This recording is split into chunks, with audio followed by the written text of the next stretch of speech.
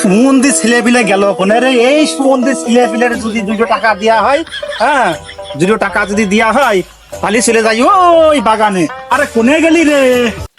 গাজা আমাদা খেয়ে বেড়াচ্ছে নাকি তার লাই জানে।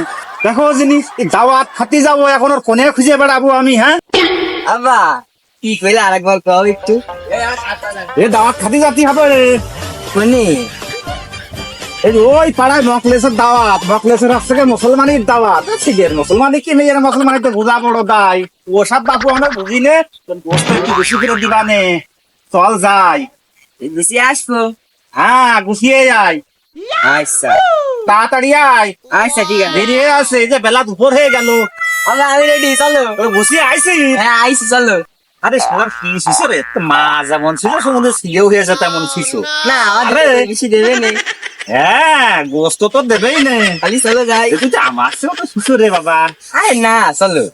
আরে এ তুই তো আমার চেয়ে দেখছি বড় শিশু রে। তোমার যাইত না।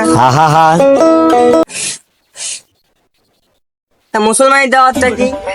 মুসলমানের দাওয়াত ছাড়া ছিল নুনু কথার দাওয়াত, নুনু কথার দাওয়াত। সবই বুঝলাম, তা তুমি আমার থেকে এত বড় ভুল কাজটা করলে কেমন করে? আমি আবার কি ভুল করলাম রে? তোমার মুসলমানের সময় দাওয়াত দিলে আর পারি না।